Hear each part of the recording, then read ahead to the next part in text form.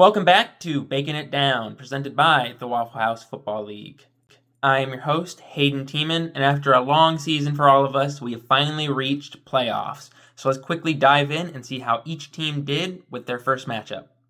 We will begin with the number 1 seed Brock's Bold team versus number 8 Johnsonville Hot Dogs. James Cook came to play for the Hot Dogs with 33.3 points, allowing them to upset Bold team with a total of 122.4 to 90.1.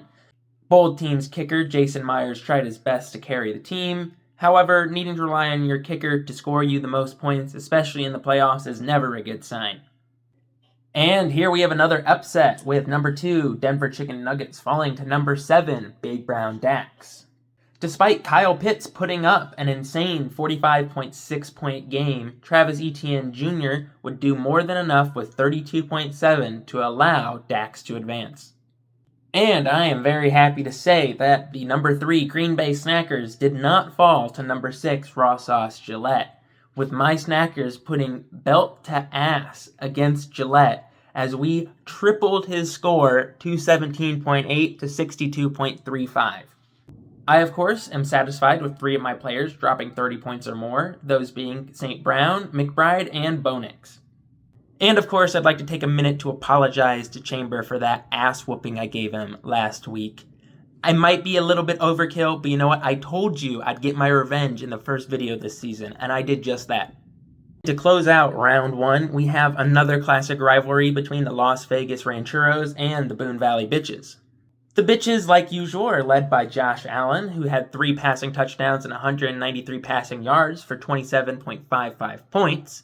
However, it would be Bijan Robinson who gets it done with 1 rushing touchdown and 93 rushing yards for 31.4 points to give the Rancheros a 156.8 to 150.85 win over the Bitches.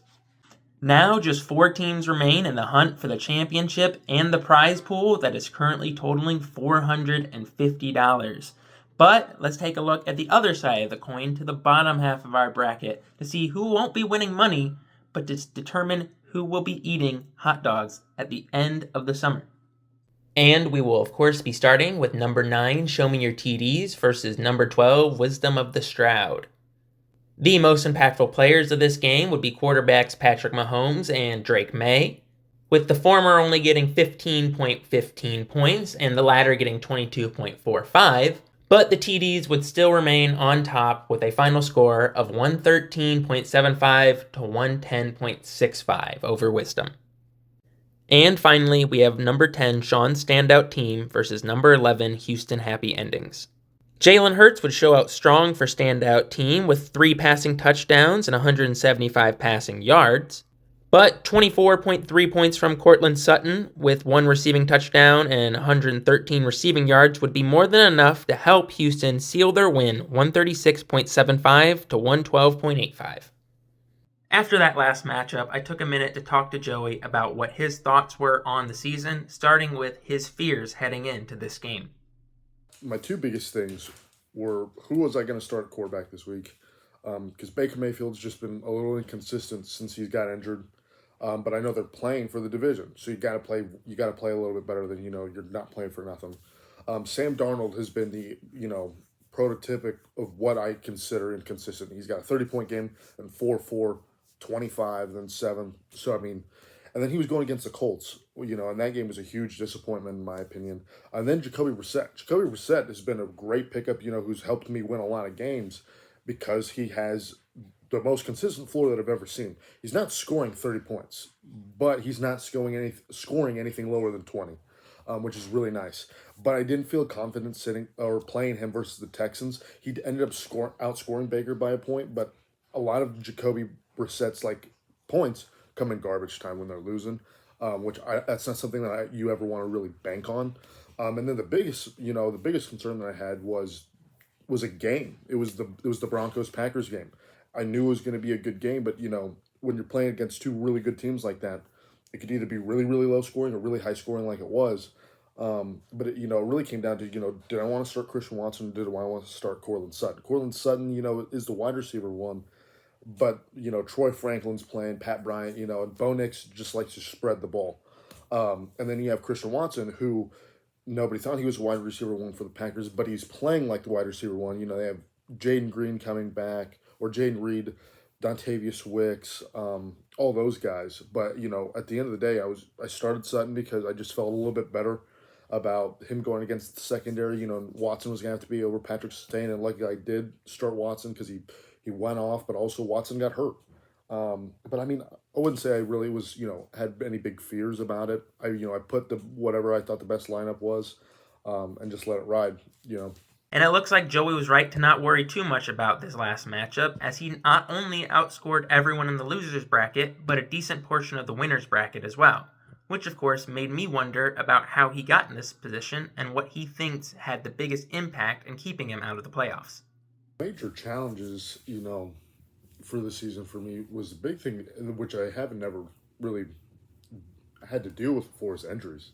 CeeDee Lamb being out for 4 weeks was huge because at the time I didn't have a consistent wide receivers playing super well. Jacoby Myers before he got traded, J.K. Dobbins gets injured, in the middle of the year, and that also did a big deal as well. But I was able to get the waiver wire figured out a little bit better then. But I think those were the biggest things, the injuries. And then I'd say the second biggest thing, that plagued me a little bit this year was not playing the right guys at the right time. There was, multiple matchups that I had where if I would have just started one more guy, it goes a completely different way. And then, I got the unluck of the draw this year is, I'm scoring, top 5, top 6 in the league. But every single week that I'm playing to get someone who's just outscoring me. So, I mean, those were probably my biggest, challenges this year that, that wound me up in the losers bracket. But, I mean, as long as I didn't lose, that's all that mattered. Finally, I wanted to know what his thoughts were on these final few games we have coming down the pipeline. Man, I mean, we've already got a bunch of, shakeups, with everyone in these last couple of games. The 1 and the 2 seed are out, especially, Jackson just won it all last year, and now he's out. And then, Brock all of a sudden had this crazy tear, but now he's gone, But then you see, like, people like Lucas and Todd and Darius, don't ever really have very good, seasons, especially Darius and Lucas. And now they're in the playoffs. They're top-seeded teams. Casey sneaks it in there, at 7-7. He's on a tear. He made some trades earlier on in the year. And then Hayden's team is doing super good. He's got one of the best 3, Trey McBride's a wide receiver 7 stats wise. He's a QB 20. He's the tight end, 1 right now. As well as, the Puka Nacua, Monroe St. Brown stack. His running backs haven't been super consistent throughout the year, which has come to bite him a little bit. But I mean, I think, this playoffs, shakes everything up a little bit. I mean, I like it. It's new. People get a little bit, a better sense of how it goes. My predictions to win it, looking at, what I have in front of me, I think it'll be Hayden just because of the, the stack that he's got. Only thing is with it, as I'm looking over it, like I said, the wide receivers are really good. Javonte Williams is great. RJ Harvey, can have his pop-off games. Michael Wilson's been great with Jacoby Brissett. The only one that, gets me sometimes is Bo Nix because he can be so inconsistent. He plays the level of the teams that he plays against, in my opinion. The Commanders game, he's going to overtime. But, I mean, as long as he gives you 15 to 20 points, I mean, I think it'll be okay. But, no, I mean, it was, an exciting season. It was cool, watch and see how it unfolds. And I just, can't wait to see who wins it all. I, of course, am loving Joey's prediction and will do everything I can to make sure it comes true. But let's quickly take a moment to see what our final games of the year might just be. For the playoff semifinals, we have number 8, Johnsonville Hot Dogs versus number 4, Las Vegas Rancheros. And number 3, Green Bay Snackers versus number 7, Big Brown Dax. Then, for the much-anticipated Toilet Bowl, we have Sean's Standout Team versus Wisdom of the Stroud. This last match will determine who the ultimate loser of our season will be and who is able to skate by for yet another year. And that will bring us to the ending. I'm excited to see how the last couple of games this season will wind up. Wishing everyone the best of luck, and I will catch you next time.